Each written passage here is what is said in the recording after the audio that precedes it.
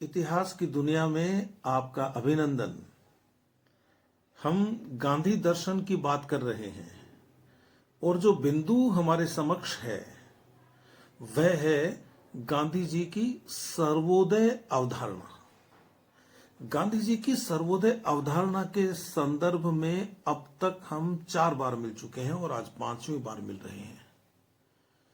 पिछले अंकों में हमने देखा कि गांधी जी एक ऐसे समाज की कल्पना करते हैं, एक ऐसी दुनिया की कल्पना करते हैं जिसमें सभी जीवों का, मैं केवल मनुष्यों की बात नहीं कर रहा हूं, मैं कह रहा हूं इस दुनिया के सभी जीवों का सभी तरह से कल्याण हो।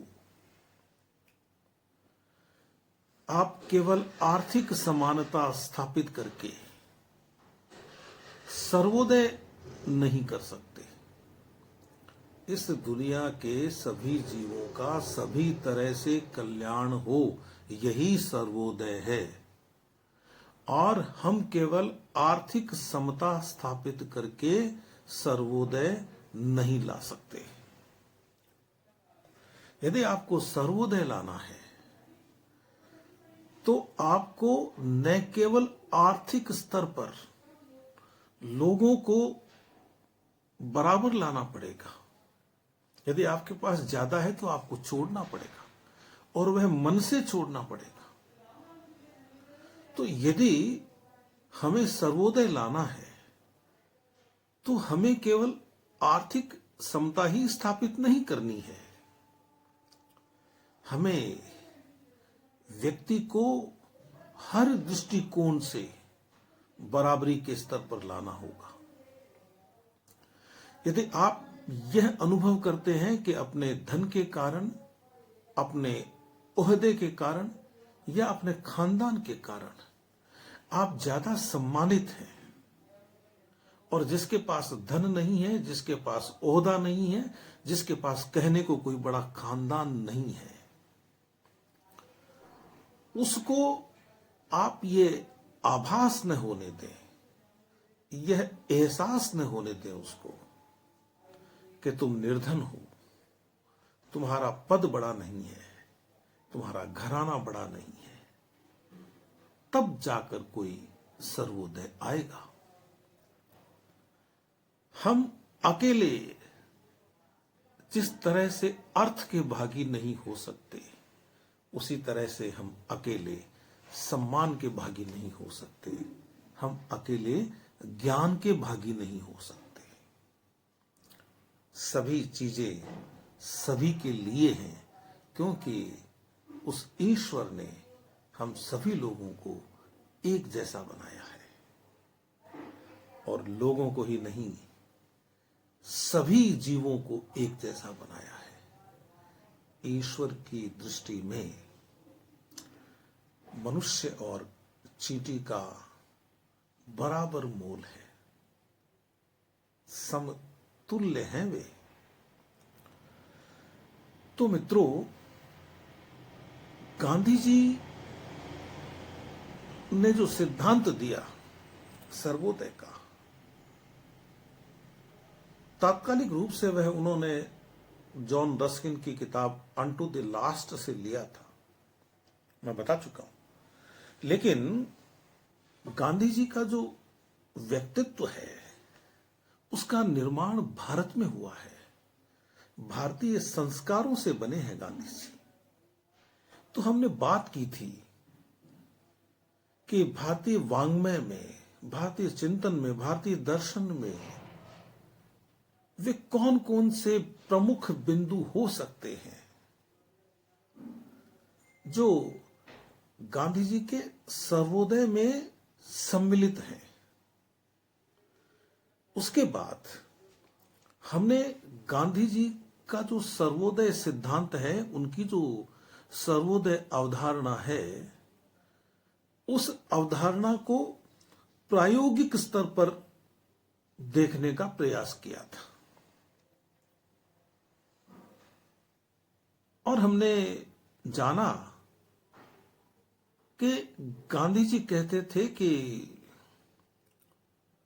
यदि ये रेलें, ये अस्पताल, ये अदालतें अपने आप खत्म हो जाएं, मैं कहता नहीं कि इन्हें नष्ट कर दो सबको, लेकिन यदि ये अपने आप खत्म हो जाते हैं तो मुझे खुशी होगी। उन्होंने कहा कि ऐसी चीजें क्या काम की जहां अमीर को तो लाभ मिल जाए और गरीब को नहीं मिले। ऐसी रेलें क्या काम की जिसमें कोई गरीब सफर नहीं कर सके। ऐसे अस्पताल क्या काम के जिनमें किसी गरीब का इलाज न हो।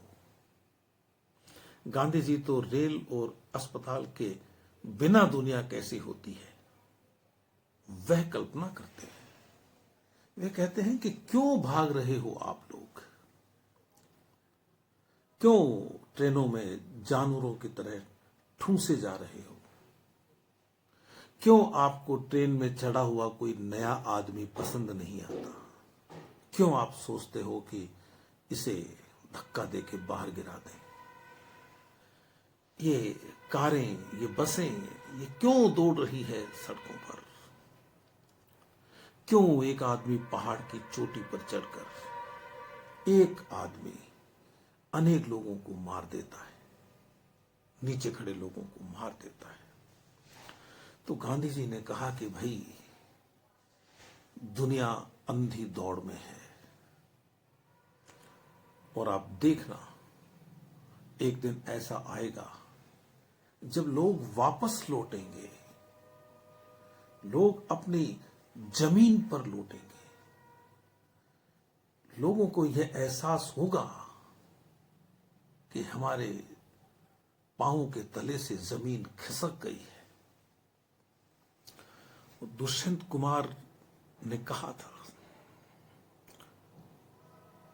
बड़े प्रसिद्ध शेर हैं उनके, अशआर हैं उनके। शेर तो एक वचन होता है, अशआर बहुवचन होता है, लेकिन हम बोलचाल में एक से ज्यादा शेरों को भी शेर कह देते हैं। दुष्यंत कुमार कहते हैं कि तुम्हारे पांव के नीचे कोई जमीन नहीं, तुम्हारे पांव के नीचे कोई जमीन नहीं, कमाल है कि फिर भी तुझे यकीन नहीं। ये दो पंक्तियां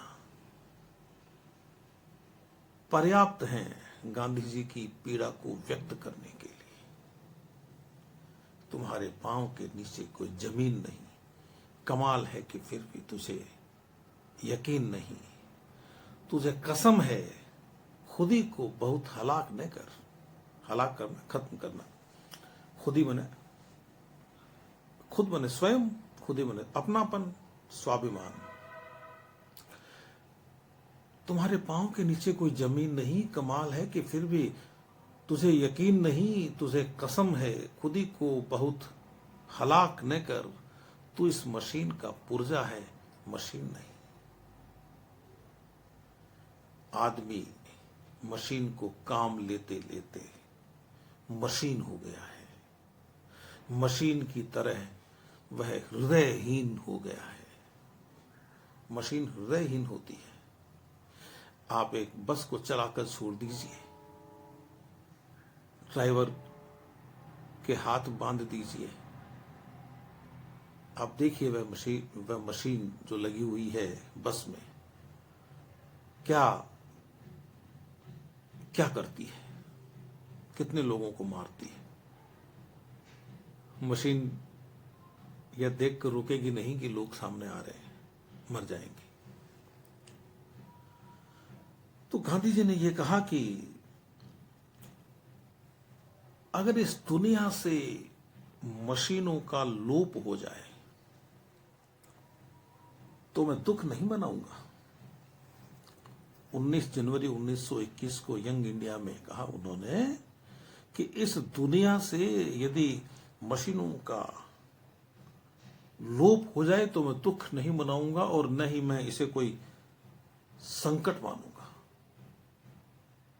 लेकिन मशीनों का नाश मेरा ध्येय नहीं है। उन्होंने कहा कि मानव सर्वोपरि है। ऐसा नहीं होने देना चाहिए कि मनुष्य के हाथ पैरों को मशीनें बांध दे और उन्हें बेजान बना दे। यंग इंडिया में 13 नवंबर 1934 को यह बात उन्होंने कही। तो क्या गांधी जी यह चाहते हैं कि इस दुनिया में एक भी मशीन न रहे? भाई, बात का सार यह है कि गांधी जी जब ये कहते हैं ना कि मैं मशीनें नहीं चाहता, मैं तो चाहता हूं कि मशीनें लुप्त हो जाएं, तो इसका मतलब यह नहीं है कि वे ऐसे उपकरणों को भी नष्ट कर देना चाहते हैं जो हमारे दैनिक जीवन में काम आते हैं। उनका जो कॉन्सेप्ट है, उनकी जो अवधारणा है, वह यह है कि ऐसी मशीन किस काम की जो आदमी की जगह ले ले, जो आदमी का रोजगार खा जाए। मशीन ऐसी नहीं होनी चाहिए, और ऐसी सभी मशीनों का वे विरोध करते हैं। वे कहते हैं कि यदि मशीनों ने आदमी की जगह ले ली तो आदमी की जो काम के प्रति आस्था है, वह आस्था ही खत्म हो जाएगी। यानी मशीन युग का जो ध्येय है, गांधी जी कहते हैं, वह तो आदमी को मशीन बना देना है। तो ऐसे युग को हम स्वीकार कैसे करें जो आदमी को मशीन बना दे? उन्होंने कहा कि मेरा ध्येय तो यह है कि मैं मशीन बने हुए आदमी को उसकी मूल स्थिति में वापस ले आऊं। हरिजन में लिखा उन्होंने 29 अगस्त 1936 को कि आदमी अपनी मूल स्थिति में आना चाहिए। उन्होंने कहा कि मैं मशीनों को वैसे ही छोड़ देना चाहता हूं जैसे आदमी शरीर को छोड़ता है। उन्होंने कहा कि यह जो शरीर है, इसके प्रति मोह, इसके प्रति लगाव, इसके प्रति जुड़ाव, यह आपको मोक्ष प्राप्त नहीं करने देता। जिस तरह से शरीर मोक्ष की प्राप्ति में बाधक है, वैसे ही मशीनें हमारे कल्याण के मार्ग में बाधा बनकर खड़ी हैं। जिस तरह से मैं अपने शरीर को त्याग कर और आत्मा की संपूर्ण मुक्ति के लिए कोशिश करता रहूंगा, उसी तरह से ये जो मशीनें हमारे लिए शरीर की तरह जरूरी हो गई हैं, इन मशीनों का भी मैं त्याग करना चाहूंगा। यह मशीनें मानवता के लिए ठीक नहीं है, मानवता के कल्याण के लिए ठीक नहीं है, इसलिए इनको छोड़ देना चाहिए। उन्होंने कहा कि आपको समझना चाहिए कि मशीनें हैं, वे तो सांप की बांबी की तरह है। उसमें हाथ डालते हैं अपन या उसको देखें तो उसमें एक सांप भी निकल सकता है और 100 सांप भी निकल सकते हैं। जहां मशीनें हैं वहां बड़े शहर हैं, जहां बड़े शहर हैं वहां ट्रामे हैं, रेलगाड़ियां हैं। अब आज के युग में कहें तो हम मेट्रो कह सकते हैं, और वहीं पर बिजली है। उन्होंने कहा कि आप किसी ईमानदार डॉक्टर से मिलिए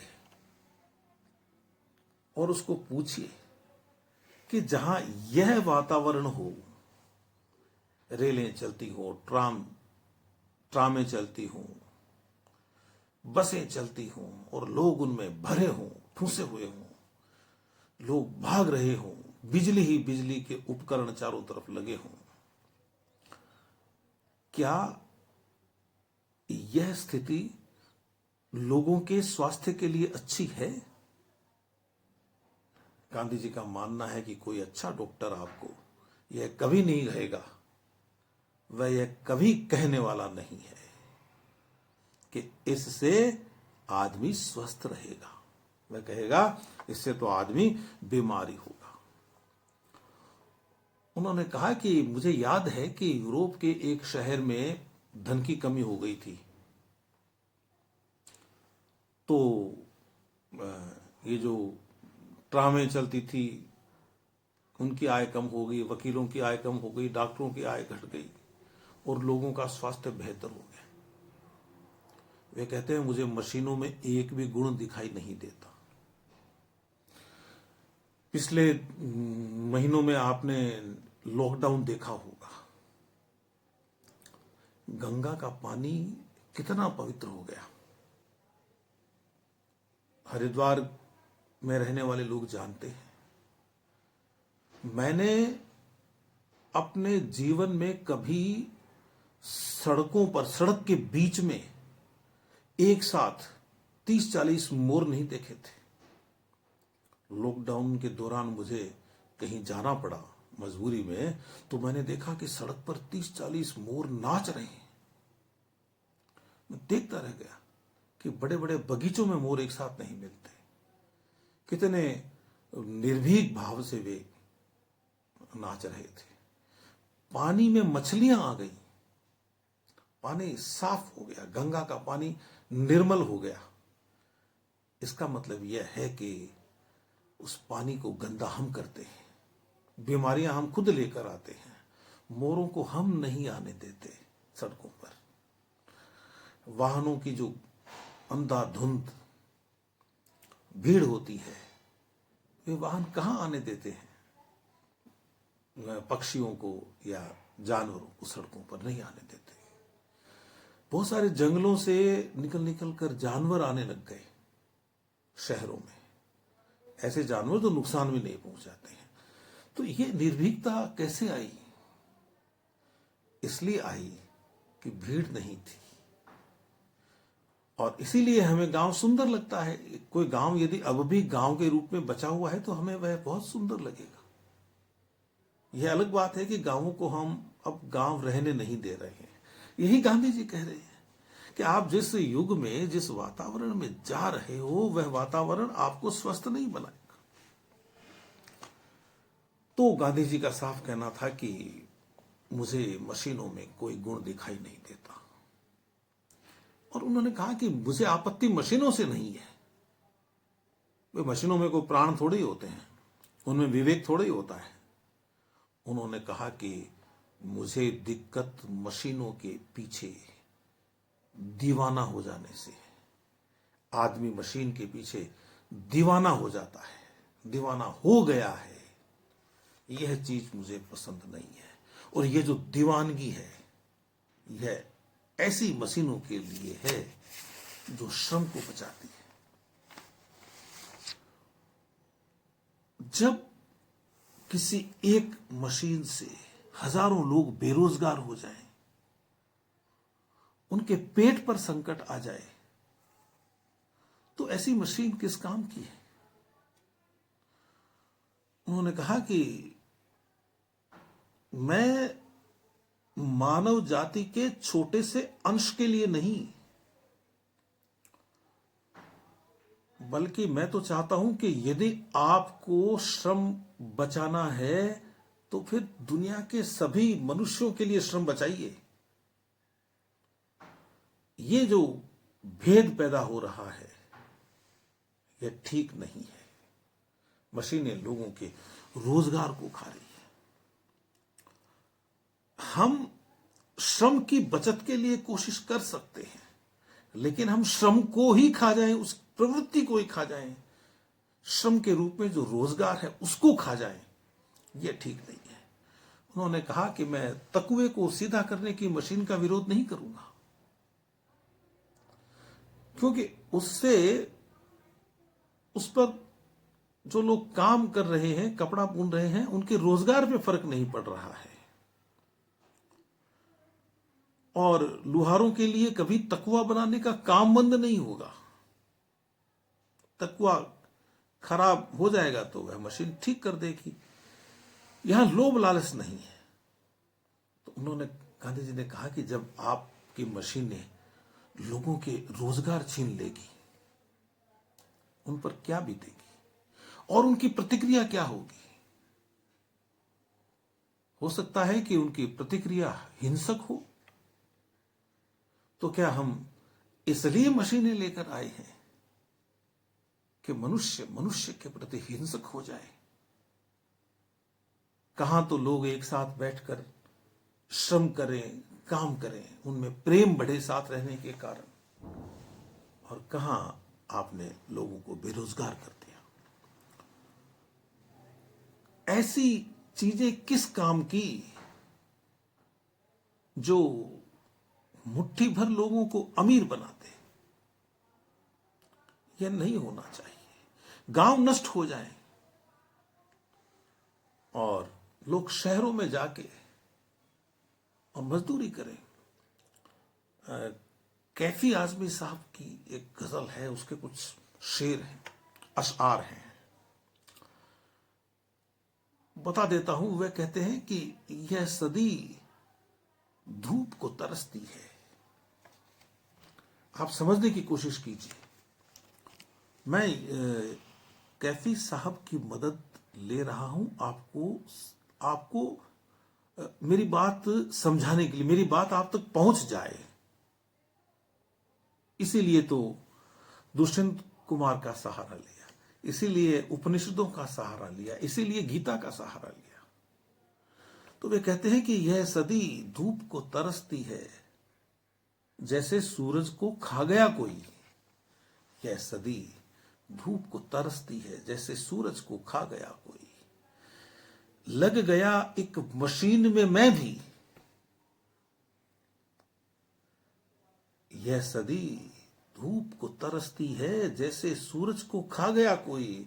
लग गया एक मशीन में मैं भी, शहर में लेके आ गया कोई। और उसके बाद में श्रम तो आप खा गए, लोगों की का रोजगार खा गए, लोगों की रोजी रोटी खा गए, मशीनें खा गई। और फिर उन मशीनों से जो उत्पादन हो रहा है, जिसकी जरूरत नहीं है, इतना उत्पादन हो रहा है, ऐसी चीजों को बेचने के लिए आप विज्ञापन करते हैं, आप इश्तेहार करते हैं, इश्तेहार लगाते हैं ताकि लोग उनको खरीदे, बिना जरूरत के खरीदे। तो कैफी साहब ने कहा फिर आगे, उन्होंने कहा था ना कि यह सदी धूप को तरसती है जैसे सूरज को खा गया कोई। लग गया एक मशीन में मैं भी, शहर में लेके आ गया कोई। मैं खड़ा था कि पीठ पर मेरी, मैं खड़ा था कि पीठ पर मेरी, इश्तिहार एक लगा गया कोई। हम आदमी को विज्ञापन बनाने में लगे हुए हैं। ये बातें गांधी जी ने 70, 80, 90, 100 साल पहले कही थी। और आज भी कुछ नहीं बदला है। बदलाव आया है तो बुराई में ही आया है, अच्छाई में नहीं आया है। तो गांधी जी ने कहा कि मशीनीकरण वहीं तक ठीक है जहां काम करने वालों की कमी हो, जहां आपको काम करने वाले मनुष्य मिल रहे हैं, तो उनकी जगह आप मशीनों को मत दीजिए। यह बुराई गांधी जी ने कहा था कि भारत में भी पैदा हो रही है, और आप देख रहे हैं कि अब यह बुराई पूरी दुनिया में फैल चुकी है और भारत में भी कम नहीं है। तो सर्वोदय के संबंध में जो बातें रह गई हैं, उन बातों को समेटने की कोशिश करूंगा मैं अगले अंक में। तब तक आप मुझे अनुमति दीजिए। नमस्कार।